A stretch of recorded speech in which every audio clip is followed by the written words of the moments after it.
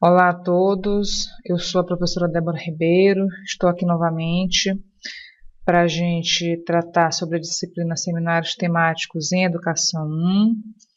Nós estamos na nossa última unidade, que é a unidade 4, e essa nossa aula de hoje trata sobre a reflexão sobre o uso das TDICs, que são as tecnologias digitais de informação e comunicação. Então, dentro dessa reflexão proposta sobre o uso das TDICs, a gente tem o uso dessas tecnologias na escola. Então, esse uso, ele altera o processo educacional dos estudantes da era digital, porque agora existe mais esse elemento dentro desse processo de ensino-aprendizagem, que é o uso das tecnologias, na educação, seja por meio de um celular, seja por meio de um blog, seja por meio de ferramentas como o aplicativo WhatsApp. Então, essas tecnologias estão à nossa frente e nós não podemos deixar elas de lado quando a gente fala de ensino-aprendizagem no momento em que vivemos hoje na sociedade, né? Em plena era digital que vivemos, com esse boom tecnológico que a todo instante surgem novas ferramentas, surgem novos aplicativos, surgem novas tecnologias. Então nós não podemos deixar de falar e nem de pensar no uso destas tecnologias dentro da escola, dentro da sala de aula, nas nossas metodologias de ensino. Então essa aula de hoje ela propõe uma reflexão sobre o uso dessas tecnologias nas nossas aulas, sendo que é importante a gente destacar, né, que hoje está sendo discutida uma nova base nacional curricular comum e que dentro dessa base eles citam, né, o uso dessas tecnologias na escola. Ela é o tema que integra o item número 5 das competências gerais do documento e ele sugere às unidades de ensino compreender, utilizar e criar tecnologias digitais de informação e comunicação de forma crítica, significativa, reflexiva e ética nas diversas práticas sociais, incluindo as escolares, para se comunicar, acessar e disseminar informações, produzir conhecimentos, resolver problemas e exercer protagonismo e autoria na vida pessoal e coletiva. Então vejam que a nossa base nacional, a nossa nova base nacional, ela traz, e não poderia ser diferente, a importância, o significado de hoje nós usarmos as tecnologias dentro da escola. Continuando sobre essa reflexão que a gente propõe, a gente traz alguns impactos e implicações que surgem desse uso, né? Então, dentro disso, a gente tem o desenvolvimento de habilidades para o uso dessa tecnologia, né? Porque a gente não vai usar essa tecnologia de forma indiscriminada, nós não vamos usar os aplicativos, nem os softwares, nem os hardwares, nós não vamos utilizá-los de forma indiscriminada. Nós temos que ter certas habilidades para o seu uso, como por exemplo, nós vamos fazer uma pesquisa no site de busca, que é o Google, né, um dos mais conhecidos, um dos mais usados. Nós vamos fazer uma pesquisa nesse site, temos que saber direcionar o que nós queremos pesquisar de forma clara, né, porque na hora que você coloca uma palavra, uma expressão, podem surgir várias páginas que o Google busca com informações bem diferentes daquela que nós estamos buscando, né, distorcidas daquilo que nós estamos pensando e procurando. Então nós temos que ter certas habilidades, desenvolver certas habilidades e levar isso para o nosso estudante, para o nosso aluno, né, juntamente com ele encontrar os pontos críticos de desenvolvimento dessas habilidades, porque o nosso aluno também já traz esse conhecimento e às vezes ele é até maior do que o nosso. Então, em conjunto, aprender a desenvolver as habilidades para usar essas ferramentas, essa tecnologia de forma correta, coerente com o que o ensino-aprendizagem propõe, né, daquela disciplina, daquele componente curricular. Claro que também dentro desses impactos, implicações, a gente tem o planejamento, não é? Nós não podemos, de repente, chegar na sala de aulas, chegar na escola, reunir com a nossa turma e, de repente, vamos aqui programar uma aula no laboratório de informática de uma hora para outra, ou porque você não se preparou para trazer uma aula de qualidade para o seu aluno, para o seu estudante, e aí você vai suprir essa falta de planejamento seu com essa atividade repentina. Não. Claro que todas as atividades desenvolvidas na sala de aula, elas devem ser planejadas, mas aquelas que vão usar tecnologia, ela tem que ter esse planejamento muito mais minucioso, muito mais detalhado, pelo fato de você, às vezes, abrir uma porta dentro da sala de aula e tem que saber direcionar essa porta de forma adequada para que atinja o objetivo que você propõe. Porque se você vai usar, por exemplo, o smartphone do seu aluno, você tem que saber direcionar aquilo que necessita que ele use, aquilo que necessita, de fato, para atingir o objetivo daquela aula, porque senão ele pode, de repente, se pegar aqui necessitando ver o WhatsApp, na tentação de olhar um outro aplicativo, necessidade de olhar um outro aplicativo, como uma rede social, por exemplo, que está lá, instalada no celular dele. Então, nós temos que planejar adequadamente, minuciosamente, o uso dessa tecnologia que nós vamos fazer ou que nós vamos orientar que o nosso aluno faça para atingir determinado objetivo traçado por nós. E claro, a aprendizagem colaborativa, que é um ponto super positivo, né? Que é o quê? Que é todos em busca de um objetivo comum. Os colegas da classe, você enquanto professor, mediando aquela atividade, todos em busca de um objetivo comum. Então, esse é o impacto, essa é uma implicação do uso das tecnologias dentro da sala de aula, que é a aprendizagem colaborativa. Claro que ela pode ser também, essa aprendizagem, desenvolvida com outras atividades, não só estão relacionadas com as TDICs, mas as TDICs trazem esse ponto super positivo para a sua aula. Aí, falando um pouquinho também dos programas de computador, os aplicativos de celular, né? Alguns anos atrás, a gente só tinha os programas de computador, que são os chamados softwares educacionais. Como exemplo desses softwares, eu trouxe aqui um que é uma tabela periódica, vocês podem ver aí que é uma tabela periódica diferente, e a gente chama esse software de Causium. Programa que exibe a tabela periódica de elementos químicos com informações e em diferentes classificações. Então, esse é um software educacional. Outro exemplo de software educacional é esse que a gente traz aí, as formas da química orgânica, né? E a gente chama de Centum. Eu acho que esse nome é o correto, né? A pronúncia está correta. Centum.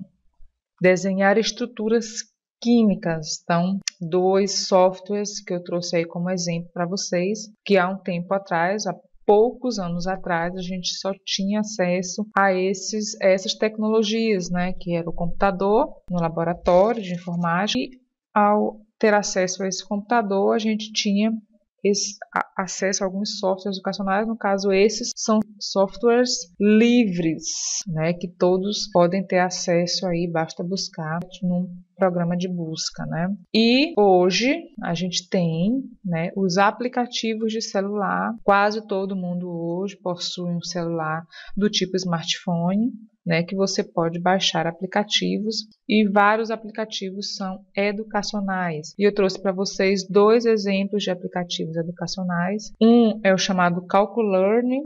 O Calculearn, eu penso que eu já citei aqui para vocês, eu fui professora do campus São Raimundo das Mangabeiras, né, campus do IFMA, e lá um dos nossos colegas da Tecnologia da Informação, o professor Sebastião, juntamente com os alunos do curso técnico em Informática, eles desenvolveram esse aplicativo educacional que chama Calculearn. Inclusive, eles participaram de um evento e ganharam um prêmio por esse projeto, que é um aplicativo bem simples, de contas, é claro, né? Que ele mostra a conta para você e você tem que achar o mais rápido possível o resultado dessa conta.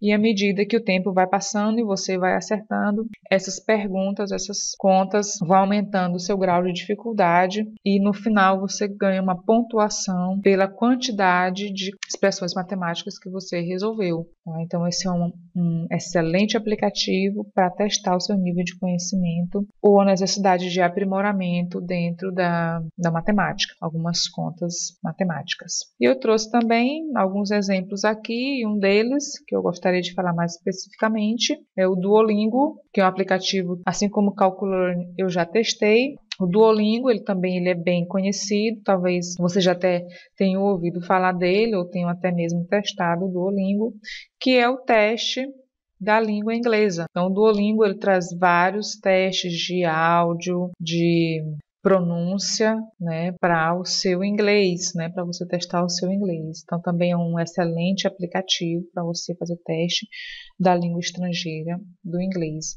Então, percebam que a gente antes tinha ou que ter o computador em casa, ou que ter um laboratório de informática na escola para ter acesso a esses softwares educacionais. Mas hoje, com quase todo mundo, principalmente os adolescentes, tendo acesso a um celular do tipo smartphone, que você consegue baixar esses aplicativos, você tem os aplicativos educacionais na palma da sua mão. Então, você tem aí um processo de ensino-aprendizagem diretamente influenciado pela tecnologia, né? Por essa tecnologia que a gente tem hoje. Então, não tem como você não tratar dela e não trazê-la como benefício para a sua aula, né? É claro que isso tem que ser feito de forma moderada, de forma planejada, para que você não se perca e não vire, na verdade, o contrário daquilo que você estava planejando, né? A aula não vire, na verdade, o contrário, né? E você não consiga atingir os objetivos propostos. Mas se você tiver planejamento,